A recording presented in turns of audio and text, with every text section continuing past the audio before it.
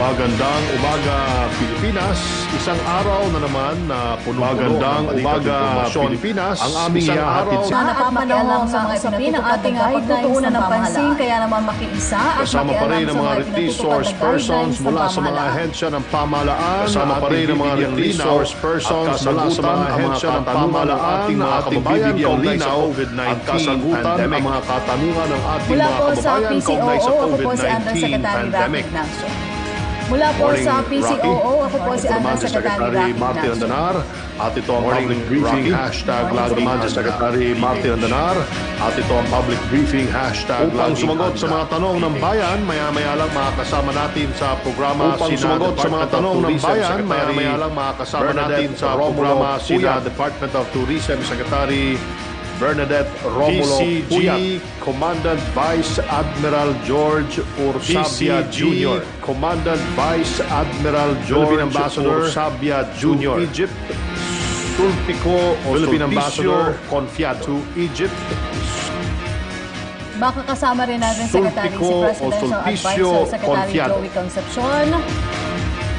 At makakasama rin natin Secretary si Presidential Advisor Secretary Joey Concepcion. Makakasama rin natin sa paghahatid ng ulat ang Philippine Broadcasting Service para naman sa inyong mga katanungan. Maaari po kayo mag-comment sa live streaming sa paghahatid ng ulat ang Philippine Broadcasting Service para naman sa inyong mga katanungan. Maaari po kayo mag-comment para sa pinakaunang balita ang ating programa sa PTV sa Department of Overseas Workers Bill na tutugon para sa pinakaunang balita ang OFW.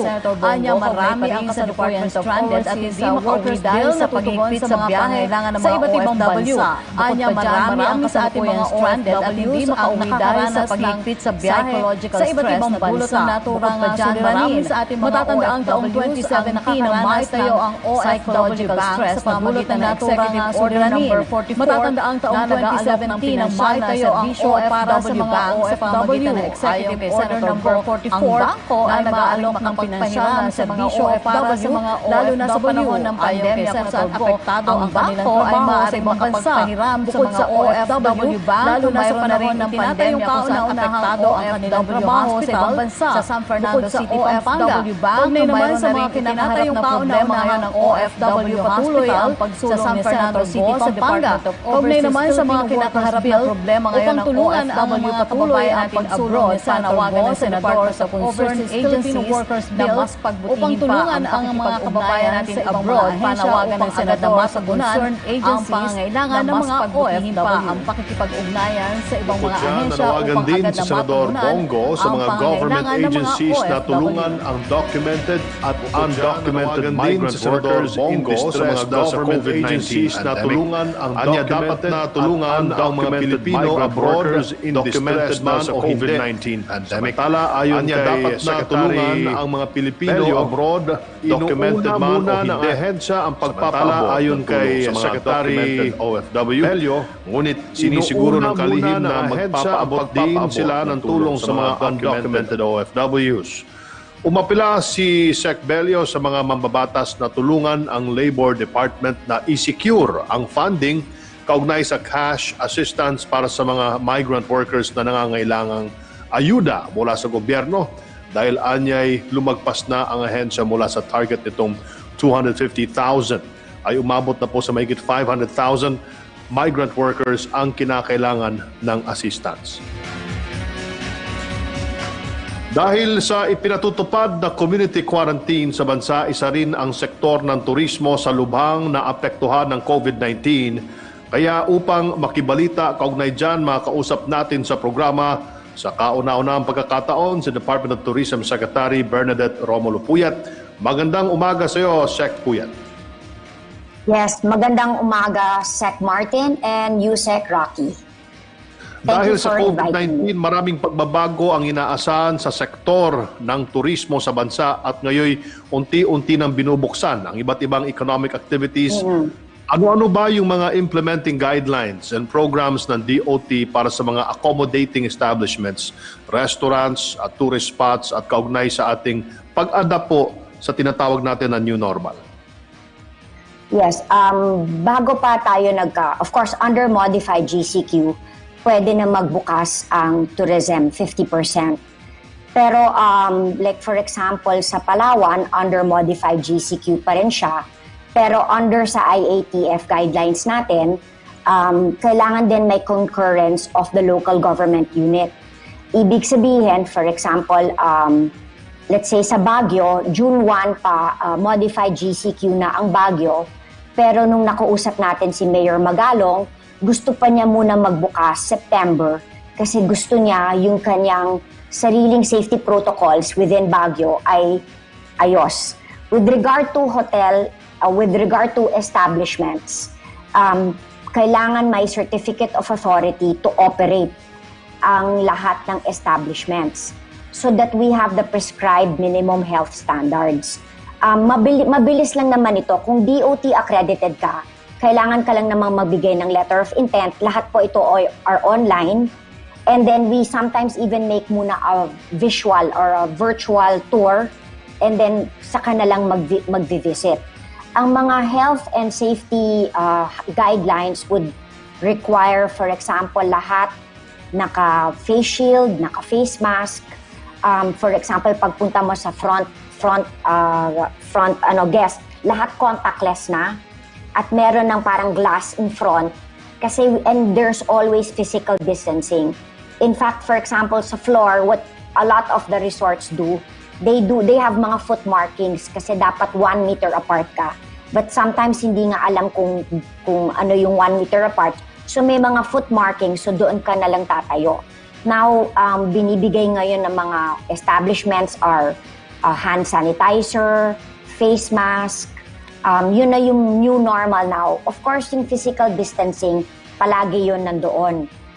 With all Filipinos, diba, we like touching, pero as of now, habang walang vaccine, the new norm would be physical distancing, wearing a mask, and laging naguhugas ng kamay or laging nag-hand sanitizer.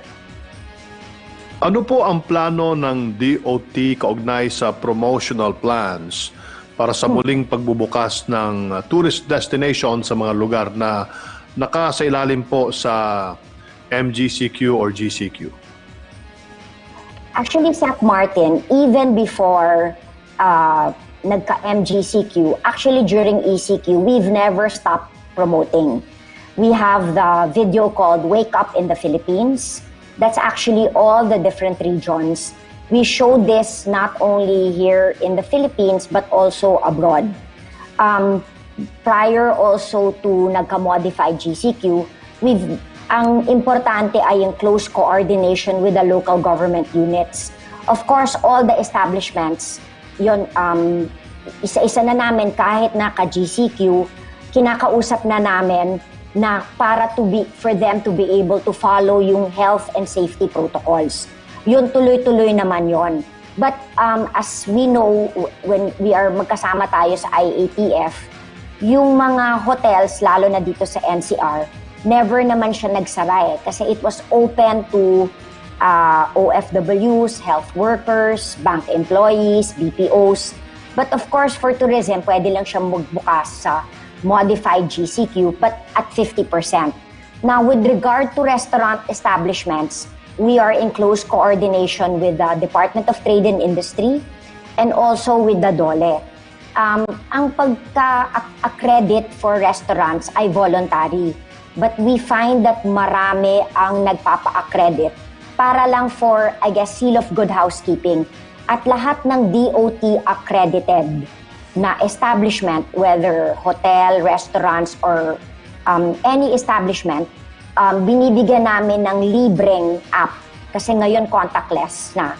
We give them a Safe Pass Express or a Eat-In Express para makatulong sa mga maliliit na establishments na makapag-business na contactless. Opo, good morning, Secretary. Pero sa palagay niyo, good morning. Ma'am, sa palagay ninyo, Secretary, gaano katagal yung bago makarecover ang tourism industry natin? And sa palagay ninyo, kakailanganin nyo ba ng subsidies o assistance sa gobyerno? Kung kailangan nyo, magkano naman po ang pwedeng abutin nito? Nagpumasa na sa House, third and final reading, yung 58 billion subsidy para sa mga stakeholders ng Department of Tourism. This requires either 0% loans, working capital for mga loan guarantees, etc. So yun lahat ay pinag-uusapan, nagpumasa na ito sa House. We talked about this with the private stakeholders sa mga with the Tourism Congress of the Philippines. At patuloy at ginawa na rin namin, nag-waive na kami. Like for example, kasi lahat ngayon kailangan maging accredited ng Department of Tourism. Libre na po ito. So hindi na kailangan sila mag-aalala na may bayad ang pag-accredit. Wala na po, libre na po. Of course, during the ECQ, naghumingi kami ng tulong sa DOLE para sa camp at sa Department of Finance para sa kanilang small business wage subsidy. Pero syempre, mas masaya kami na finally, under modified GCQ, magbubukas na ang turismo. Actually, we just got the latest statistics for tourism. Nag-increase ang tourism by 10.8% from the previous year. Ang employment na ng tourism as of 2019 is 5.7 million compared to the previous year. So talagang gaya ng sinabi mo, Sec Martin at Sec Rocky, ang laki ng tama sa amin. So ngayon ang ginagawa na lang namin ay we are preparing all the establishments under the new normal. We are closely coordinating with each local government unit para pagdating doon ng mga turista ay yung mga domestic tourists, magdo-domestic tourism muna tayo para pagdating nila ay safe. Nabukas na natin ang Boracay as of June 16, pero ang gusto ng governor at mayor magbukas muna sa Western Visayas. Nung bumisita kami ni Sec Simatu at ni Sec Anyo, we were very impressed kasi contactless na. Pag pumasok ka sa Boracay, magpapakita ka na lang ng isang QR code at nandoon na yung health declaration form mo, online na. So we are, tinanong namin sa governor at mayor bakit gusto muna nila magbukas sa Western Visayas. Gusto daw nila slow but sure ang pagbukas. Next week, pupunta po ako sa Palawan. Under modified GCQ na sila. Kakausapin natin si Governor Alvarez at pag-uusapan din natin ang protocols. Kung kausap ko siya, gusto niya muna kagabi na domestic tourism muna. Si Governor Yap, bibisitahin ko na rin one of these days kasi ipiniprepare na namin under modified GCQ na ang Bohol. Ang gusto rin niya ay domestic tourism muna. But we are also looking at for example, like Bohol at saka Boracay, halos, and even Palawan, halos wala silang COVID. In fact, Boracay is COVID-free. We are looking at, in the near future, what we call travel bubbles or travel corridors. Ibig sabihin, we are talking to different countries na halos walang COVID cases, na pwede na silang lumipad diretsyo sa tourist destination. Like for example, Bohol at saka Boracay, meron silang international airport. So for example, magsa-start muna tayo sa domestic tourism, and since zero COVID naman sila, we are looking at from their country up to an eye to let's say Boracay or Bohol, na pwede na tayo magka-travel bubble or travel corridor. So at least hindi lang tayo limited to domestic tourism but international tourists as well.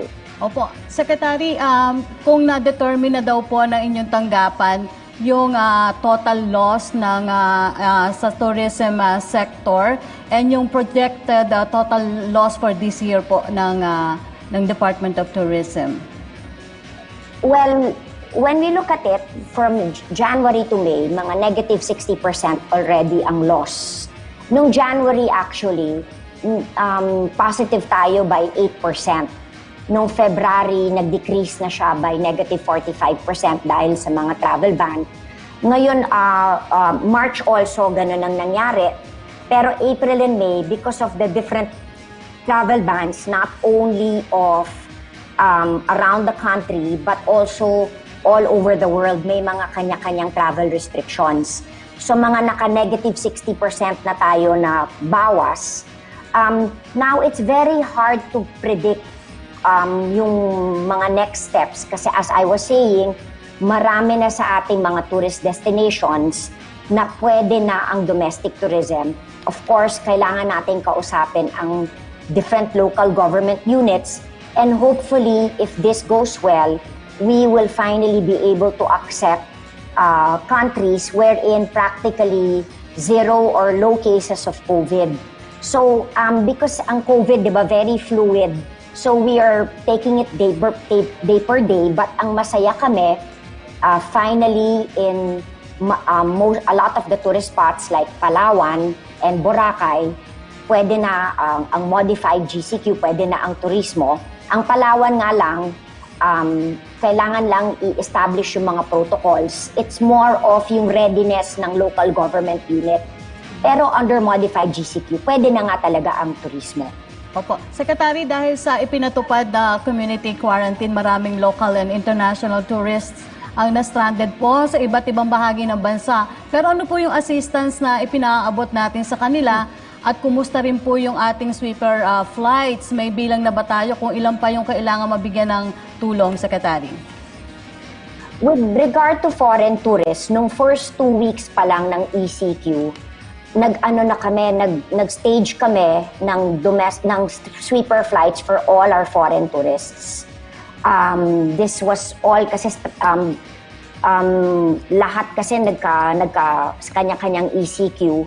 So nung first 2 weeks, we already assisted all the foreign tourists. Tapos nung first week of May, in-assist na rin natin lahat ng domestic stranded tourists. Yung ibig sabihin ng domestic stranded tourists, yung nasa tourist spot sila, tapos may return ticket sila. So we've already actually assisted and we are continually assisting both foreign and domestic tourists. Yung mga ibang foreigners, kaya nandito pa rin sila because they actually chose to stay in the country. Ang sabi nila ay they chose not to go home kasi parang mas gusto naman daw nila, nagigising daw sila sa El Nido or nagigising daw sila sa Siargao or even Dumaguete. But yung mga domestic stranded tourists, we've staged sweeper flights for the first week of May from Siargao, Palawan, Boracay, and even from Davao and Cebu. We've already, but we continually, yung mga by land, we are continually, meron kasi syempre hindi namin napipick up. We are continually helping them yung by land, by sea, and by air. Pero yung lahat ng na-stranded by air, na napauwi namin, yung mga ibang stranded pa rin ngayon, they actually chose to stay, even for domestic tourists. They actually chose to stay. But syempre dahil GCQ na, we are quite happy, nakakauwi na naman sila on their own because nagkaka-commercial flights na. Ang bansa natin, Sec Puyat, ay talagang isang malaking tourist destination at umaasa tayo sa daming turista and of course sa ilalim ng administrasyon ni Presidente Duterte ay pataas ng pataas ang ating mga bisita mula sa ibang bansa. Pero dahil sa COVID-19 ay eto na ngayon. Can you give us just a visualization, a picture of ilan ba yung nawalang turista sa atin? Yung nawala. At ilan din yung nawala sa buong mundo? At kailan kaya tayo makakabangon? Kailan kaya ang mundo makakabangon mula dito sa ating dinadanas na pagbagsak ng tourism? Actually, what is interesting, di ba 12.7% of GDP ang turismo. Pero ay 10.8% nun ay galing sa domestic tourism. So everybody thinks that it's more of foreign tourists. It's actually 10.8% out of the 12.7% ay galing sa domestic tourism. In fact, domestic tourism expanded from 2.85 trillion pesos to 3.14 trillion pesos. So sa domestic tourism pa lamang, kaya masaya nga ako na marami na nagmamodify GCQ at mga LGUs gusto na nila magbukas, pwede nang unting-unting na magkakatrabaho ang ating mga tourism stakeholders at mabubuhay ang turismo. Last year, may record tayo with regard to international tourist arrivals. That was a record of 8.26 million. That was the first ever in the history of tourism. But of course, it's very hard to predict for this year because of all the different travel restrictions all over the world. Like for example, even let's say gusto mo man or allowed ka man pumunta sa ibang bansa, meron nga silang kailangan magpa-test ka ng RT-PCR, nag-swab, tapos kailangan ka mag-quarantine ng 14 days. Kaya nabanggit ko yung travel corridor or travel bubble kasi tinitingnan din namin na yung mga countries, let's say Australia or New Zealand na halos walang COVID, may option sila to fly kasi we have 7,641 islands. May option sila to fly to the islands na may international airports. We have 12 international airports. May option sila to fly there na zero COVID naman para i-match lang natin ang for example Australia or New Zealand, let's say to Bohol na halos walang COVID cases. But kung sa domestic tourism pa lang, ito ay talagang malaking tulong sa ating turismo. Opo. Secretary, ano na lang ang inyong mensahe o paalala sa ating mga kababayan? Katulad namin din na talagang gusto na rin namin mamasyal at puntahan yung magagandang lugar sa Pilipinas. Ang mensahe ko lang is, for example, in social media, keep posting all your pictures all around the country. Ngayon, lagi namin sinasabi is, stay home first habang nasa GCQ pa tayo, dream and wake up in the Philippines. Just continue, right now, buy local, support local, and pag kunyari modified GCQ na yung tourist spot at pumapayag na yung local government tumanggap ng mga turista from all over, ay please visit and travel local. Okay, maraming salamat sa inyong panahon. Department of Tourism Secretary Bernadette Romulo Puyat. Stay safe, Secretary. Thank you. Para kumustahin naman ang lagay ng ating mga kababayan sa Egypt, makakausap natin si Philippine Ambassador to Egypt, Ambassador Sulpicio Confiado. Magandang umaga po sa inyo, Ambassador. Magandang umaga rin po, Mr. Secretary, and to all your viewers and listeners. Good morning from Sir, sa ngayon po, kumusta na ang kalagayan ng ating mga OFWs sa Egypt? May mga kababayan ba tayo riyan na nagpositibo sa virus? Cairo, public hospital where she's undergoing recovery. We received very positive news from the medical team that she's doing very well. Unfortunately, one case, but still confirming the autopsy and final medical to be COVID-related or not. So, sa ngayon po, dalawang confirmed cases pa lang tayo dito sa Egypt at dun sa ating pong 4 other jurisdictions, which is Djibouti, Eritrea, Ethiopia, and Sudan. Ambassador, ilan na po ba yung na-repatriate? At ilan ba yung, o kailan pa sila, o kailan darating yung iba pang i-repatriate sa mga susunod na araw?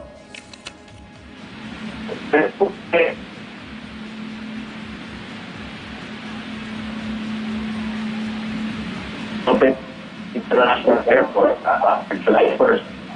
We are already undergoing the preparations to be able to repatriate them by small groups. So we're taking the course. At last April 20, meron po tayong repatriate na 312 Filipino workers from working in a Turkish company which had a railway development project in Ethiopia. But this was funded by their company, but the DFA and the embassy helped them in documentation. Pero dito po sa Cairo, meron tayong organized around 100 people overseas Philippines. Ambassador, last June po, nagbalik operasyon na yung ating embahada dyan sa Cairo. Para po sa kaalaman ng ating mga kababayan, ano po ba yung contact o website na dapat nilang kontakin para po makapag-request ng repatriation assistance at iba pa pong consular concerns?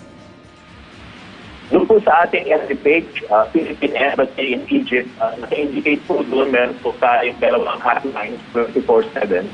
Isa po consular hotline for those who have emergency consular applications that they have to undertake. At meron po tayong assistance to national hotline na 24/7 po for those distressed Filipinos who would need immediate assistance. Ambassador, para po sa mga kababayan naman natin nagtatanong, paano naman daw po yung magiging proseso para makauwi sila, lalo na po yung mga undocumented OFWs? Saan po sila maaaring lumapit? At ano-ano po yung mga certificates at iba pang mga kailangang dokumento, travel documents na dapat po nilang i-provide para makauwi na sa Pilipinas? Sa ngayon, meron tayong pinaprocess na 60 undocumented overseas Filipinos. So, we're helping them also with exit clearances po. Sa ngayon, we're doing it by budget. So, we have made a presentation with the Immigration Department to facilitate the processing of their exit clearances. Kasi po, meron din policy po dito, each individual would have to obtain an exit clearance. So, doon po sa exit clearance po yung assistance to national hotline. They can call in any time during the day. And of course, we will prepare as far as documentation is concerned. Those with passport and those without passport. Ambassador, paano naman po yung ibang may immigration cases? Patuloy rin ba yung pag-aasikaso natin sa mga ito sa gitna ng pandemya? Opo, kamukha po ng sabi ko, itong mga nagpalista po for repatriation, kaya tumahan po natin sa immigration because the immediate representation, we have informed them that we will be repatriating our nationals. So, we're requesting to be able to facilitate the processing. So, continue po itong proseso na to. At yung ibang cases, meron naman po tayong, aside from our ATM staff, meron po tayong legal retail, which represent them kung mga cases o filed before. Sa ngayon, may schedule na ba yung pamahalaan ng Egypt para sa pagbubukas ng kanilang airports? Sa ngayon po sa latest announcement po ng Prime Minister, bubuksan po yung international airport dito sa Cairo at sa iba pang major centers after from July po onwards. At they will provide us with all the details on mga airlines na po yung lilipad in and out of Egypt. Opo, Ambassador, kumustahin naman po natin yung natatanggap ng ating mga kababayan dyan sa ilalim po ng DOLE AKAP cash assistance. Kumusta na po ito at ilan na po ba yung mga nag-apply o na pagkalooban nitong tulong ng pamahalaan na to sa kanila? So kung Egypt at yung ating four other jurisdictions are not under the priority instances po sa DOLE AKAP, at the embassy has received the request from our overseas Filipino workers who, and we have forwarded the same to BFA for overtime of the Department of Labor and Employment. But nevertheless, meron po tayong initiatives na ginawa for those who are really in need. Nakapag-distribute po tayo around 100 food initiative for Philippine Embassy. And then meron po tayong second wave for about 200 plus in coordination po with the International Organization for Migration. And then we are working closely also with the IOM, National Organization for Migration Office in Sudan, wherein they have already distributed about 340 food pack assistance to our nationals. And then meron po tayong third wave for those who are really most in need, those who are being displaced, those who lost jobs. So we will continue to provide them with food assistance po. And then lately, we also made a presentation with a private charity hospital by which we could refer some of our nationals in case they will need medical assistance. But for COVID-related assistance po, yung Egyptian government has designated about 26 hospitals and 10 laboratories. Lahat po ng charges will be shouldered by the Egyptian government. Okay. Maraming salamat po sa inyong oras, Ambassador Confiado. Baka meron po kayong mensahe sa ating Filipino community sa Egypt, Ambassador. Una po, maraming po salamat sa ito na maibahagi natin information about our Filipino nationals here in Egypt and in our 4 other jurisdictions. And as we have continually reminded our nationals, we continue to safe po, we follow all the protocols prescribed by our host government and the Philippine government and the Philippine embassy for everyone's safety. As I said, kung meron po tayo mga pangangailangan, muling kontakin po yung ating assistance sa national hotline at gagawin po namin ang lahat upang matulungan natin ang ating mga kababayan. At meron din naman pong ibang good news. Even in Ethiopia po, may mga kababayan tayo na contributed their share to the fight against the pandemic. Meron po tayong grupo ng technical workers and engineers who designed hand pedals, hand washers. Meron po nag-design ng disinfectant cabin. Dito naman po sa Cairo, meron at yung mga frontliners po na about 100 of them have been recognized for their service, especially during this pandemic. At the same time, patuloy din po yung capacity building natin for our Filipino offices dito sa Cairo. Okay, maraming salamat. Maraming salamat. Maraming salamat po, Ambassador Confiado mula po sa Egypt. At para naman alamin ang update sa mga isinasagawang operasyon ng kanilang tanggapan sa gitna ng COVID-19, makakausap natin sa puntong ito si Philippine Coast Guard Commandant Vice Admiral George Orsavia Jr. Magandang araw po. Magandang araw, sir. Magandang araw sa iyo, Yusek Rafi, at saka kay Secretary Martin. Opo, una po, nagpadala po ng tanong si Rubina Asido po ng Daily Manila Shimbun. Ito po yung tanong niya. Can you give an update on the number of the cruise ships staying at the Manila Bay Anchorage area and the current status of the Filipino seafarers on board these ships? Okay, sa ngayon we have 32 cruise ships, a total of 32 cruise ships. Yung mga seafarers niyan, karamihan na ibaba na. Yung iba, of course, waiting for the result of the yung RT-PCR na kinandak sa kanila. So, marami nang naibaba. We have been very responsive in doing our job, in ensuring that these Filipino seafarers can integrate with their family. So, we have been very effective on such effort. Opo, sir, kumusta naman po yung nagpapatuloy na operasyon ng Philippine Coast Guard kontra COVID-19? Ano po yung mga pagbabago na isinasagawa natin para mas mapabilis po yung proseso, particular po dun sa repatriation ng mga returning overseas Filipinos? Well, dun sa airport, meron na tayong one-stop shop. Ini-integrate yung mga efforts ng different agencies concerned na involved dito sa processing ng OFW. Ang Coast Guard is, we are observing yung lead agency concept. Coast Guard is there to assist and support these lead agencies. Kaya mapapansin ninyo, Coast Guard is everywhere, anywhere.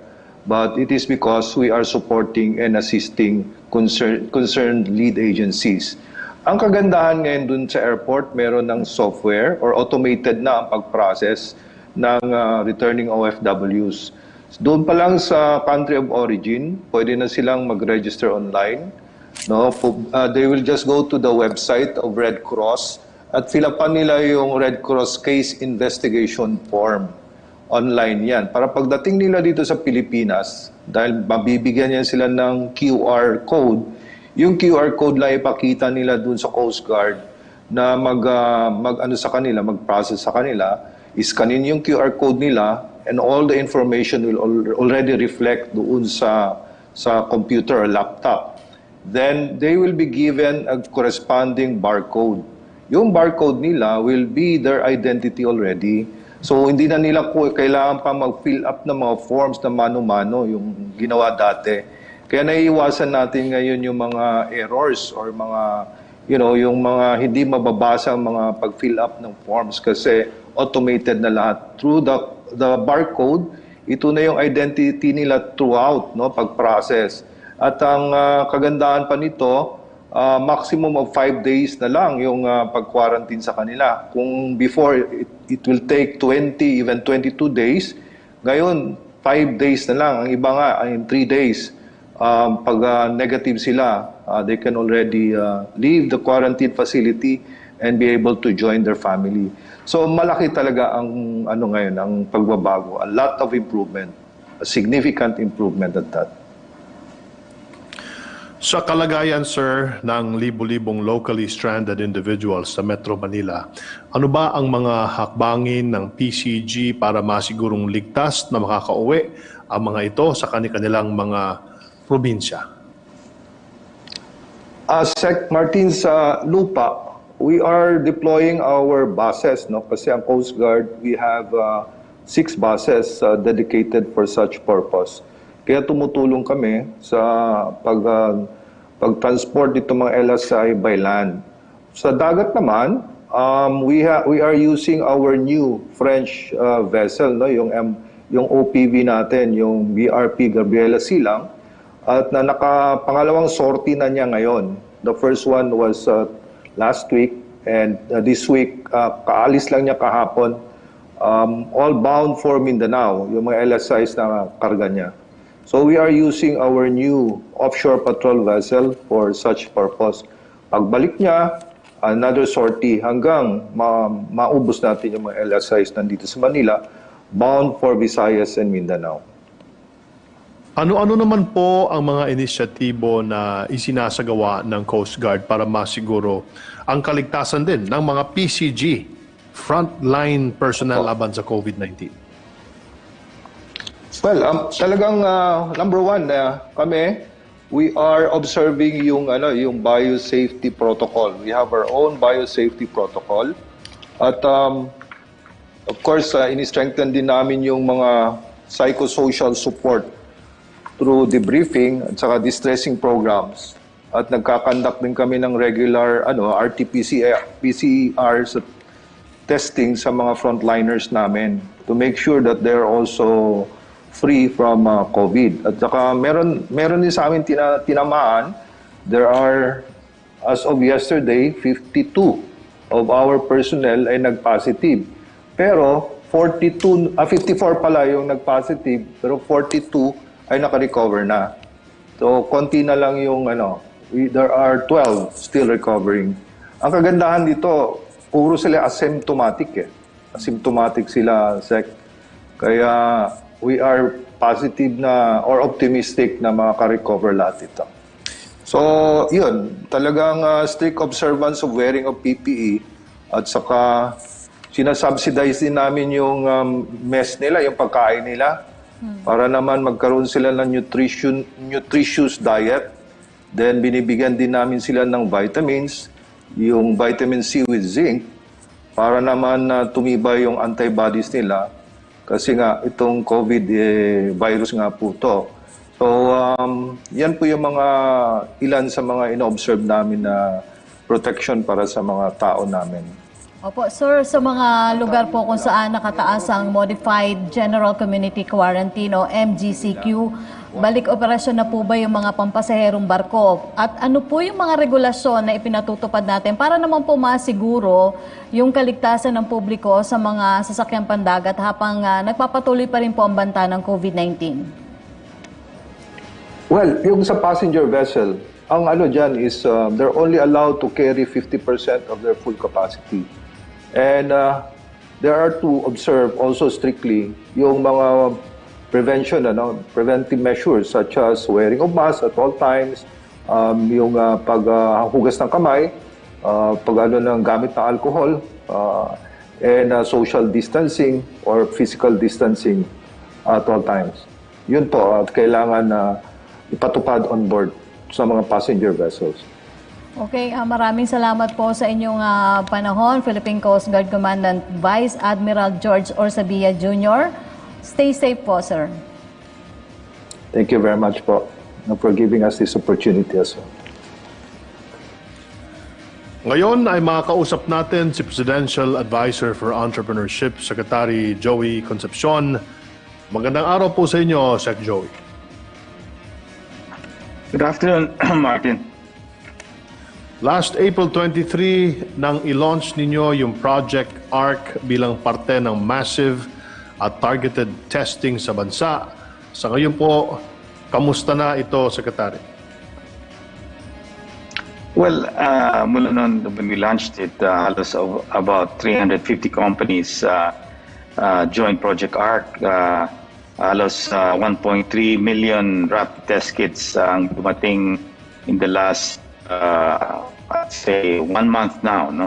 So marami na nagte-test, halos marami na rin natapos, at yung mga data na galing sa mga private sectors dumarating na sa amin, at we are going to include this in a data pool, no? And eventually ang gagawin namin dito, may ibibigay namin yung data sa ibang grupo na mag-a-analyze nito.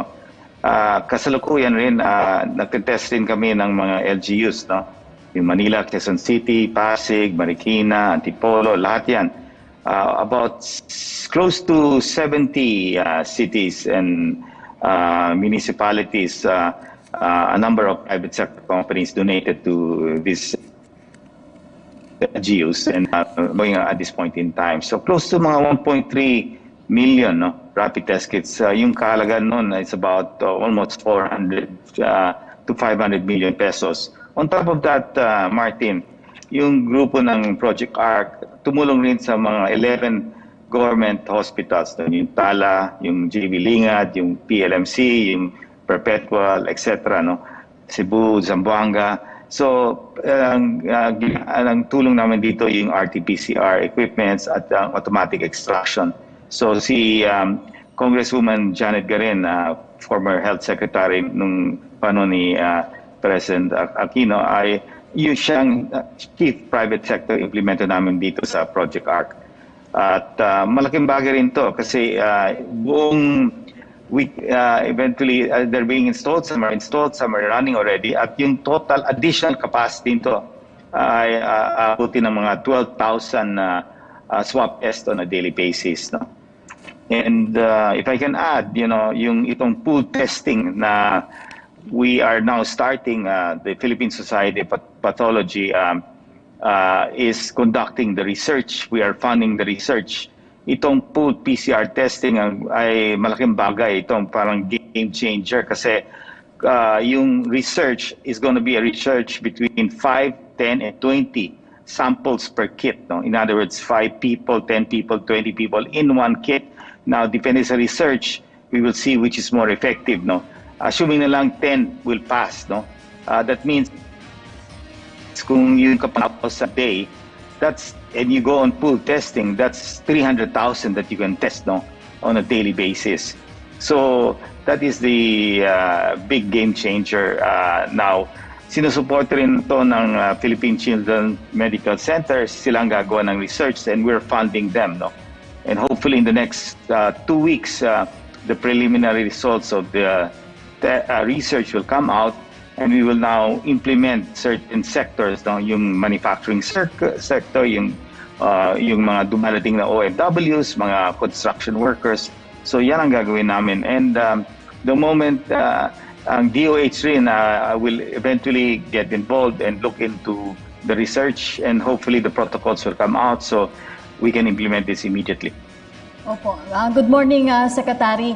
May bago pong programang ginagawa ang Project Art na tinawag po na Pooled PCR. Tungkol saan po itong proyekto ito at yung ano po yung kahalagahan at may tutulong nito doon sa kasalukuyang sitwasyon ng bansa kaugnay po sa ating testing capacity? Well, sinabi ko kanina na yung research na ginagawa namin together with PCSP, the Philippine Society of Pathology at Philippine Children's Medical Center, depende sa sample size na magre-resulta dito, no? Because we're testing between 5, 10, and 20, no? So let's say 10 sample size to isang test kit. So isang makina ng automatic extraction, mga 96 yan test kits pwedeng ilagay. So now, you only have 96 people that are, but with assuming 10 samples per test kit, that will become 960 samples that can be your output, no? So mas mabilis, mas maraming tao, no?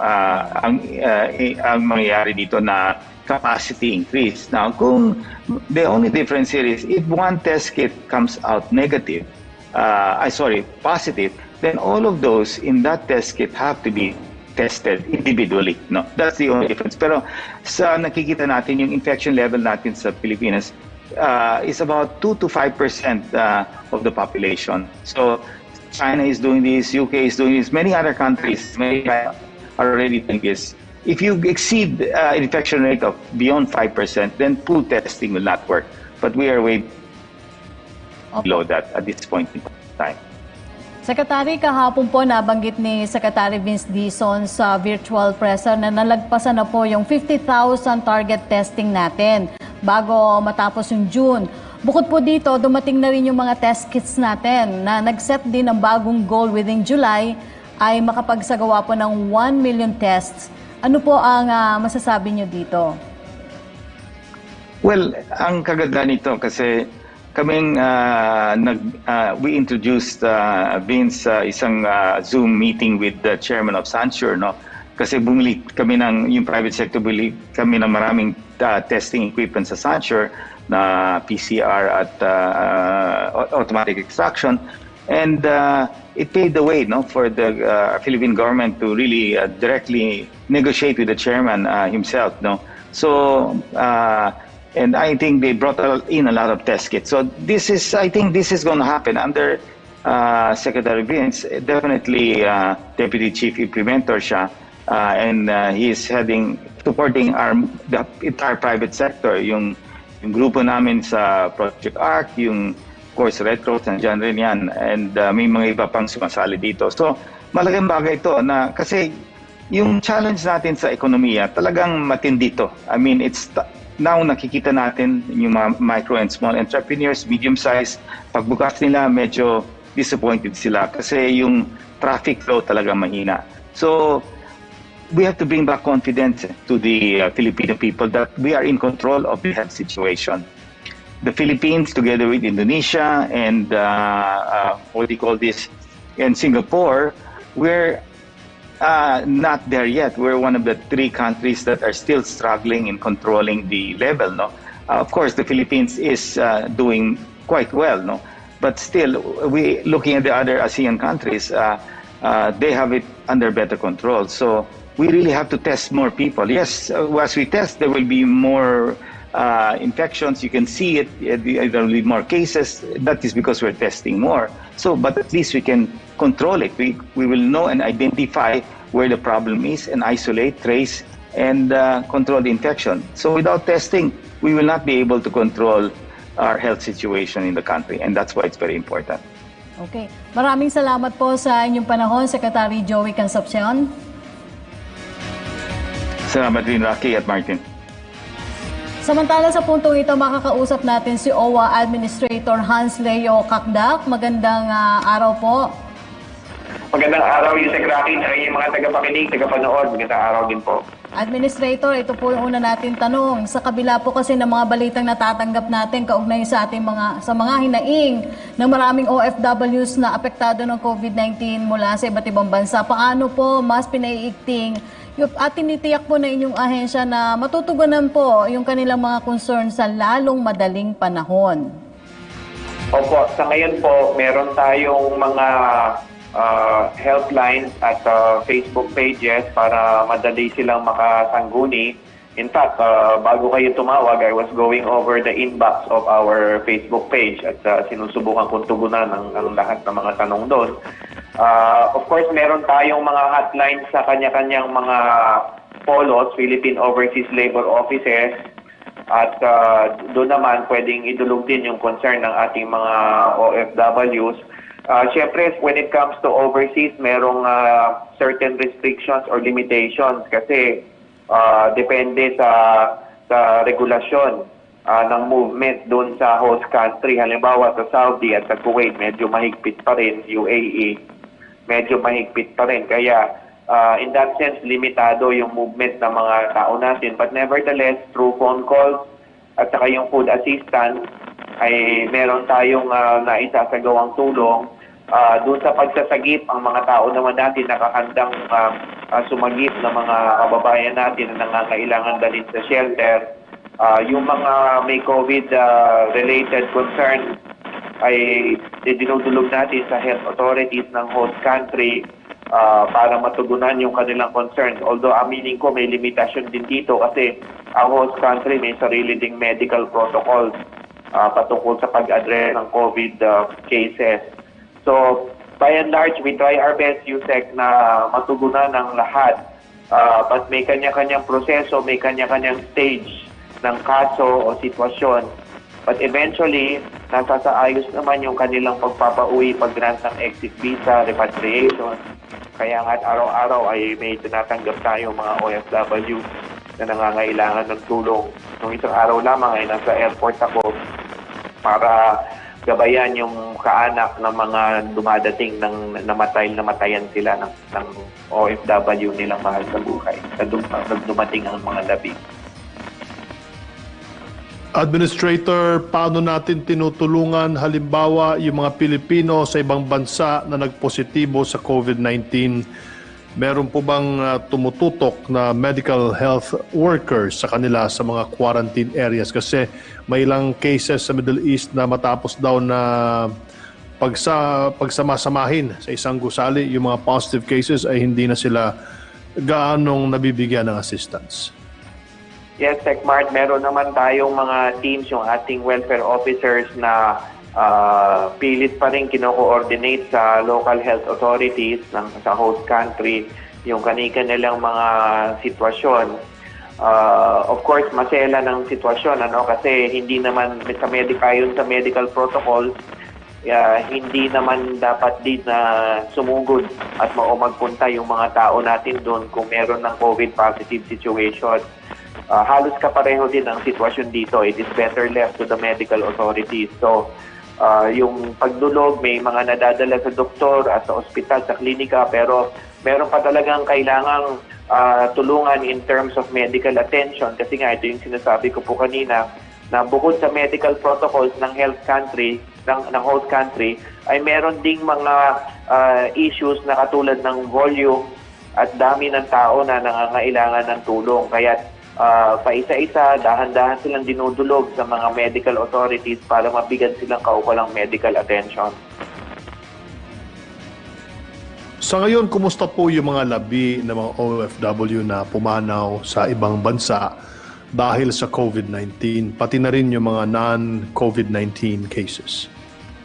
Oo, ito yung kakatapos lang na pulong namin dito na idinaos ni Secretary Bello at ng Department of Health na may Undersecretary ng DOH nandito kanina. At yun nga ako napag-usapan na dahil also in coordination with the DOTR ay merong pagpapauwi ng mga labi ng mga kababayan nating nasawi sa kinasamaang palad, lalo na sa Saudi. So isinasaayos na itong kanilang pagpapauwi. In due time, they will be home. We assure you that. Si Sec Bello mismo nagpapasinayan ng proseso na ito. Opo, Administrator, follow-up lang po tanong ni Tuesday New tungkol pa rin po dyan mula Tuesday New ng DCBB.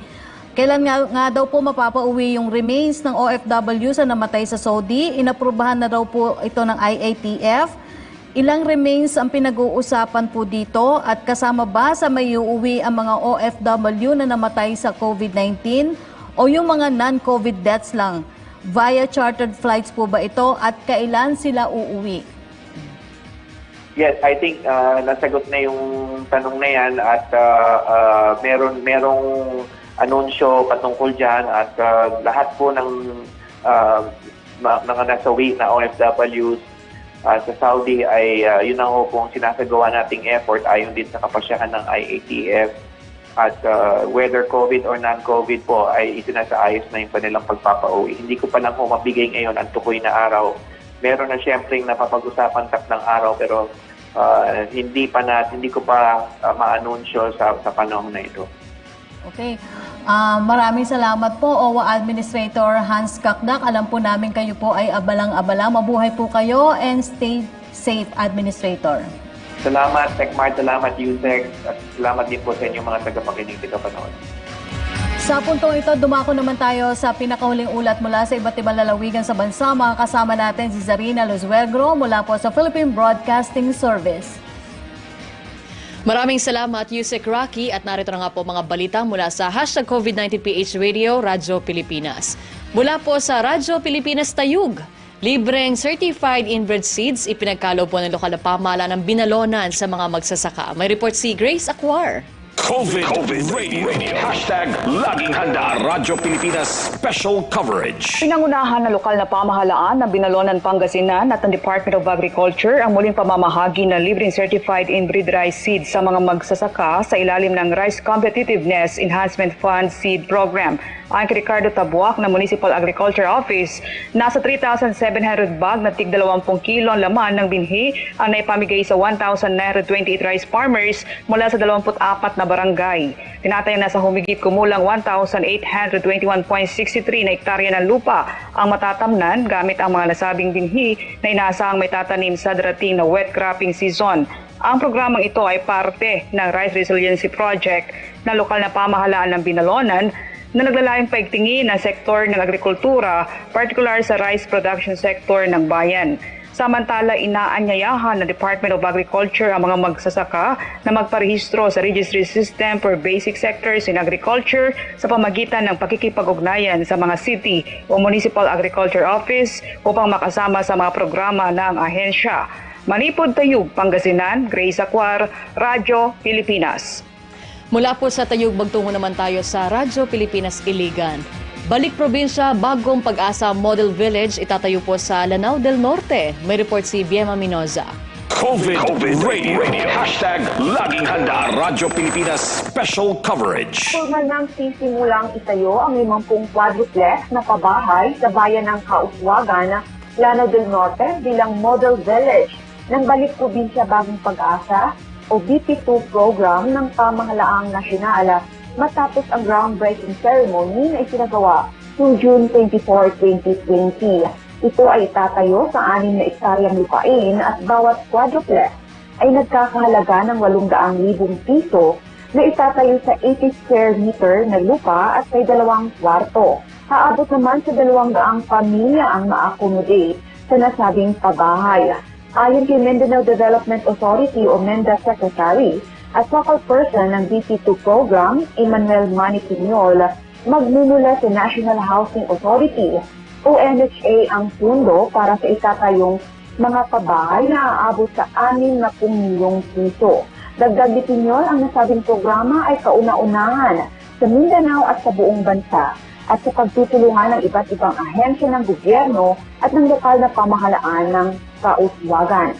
Dagdag ni Piñol, ang programa ay hindi lamang para i-decongest ang Manila at iba pang malalaking lungsod sa bansa, kundi ang pagbibigay tulong pinansyal sa mga pamilyang nais umuwi sa kanilang probinsya. Sinabi ni Piñol na dapat may follow-through activity tulad ng pagbuo ng job opportunities at pagkakakitaan ng pamilya upang may rason na silang manatili sa kanilang probinsya.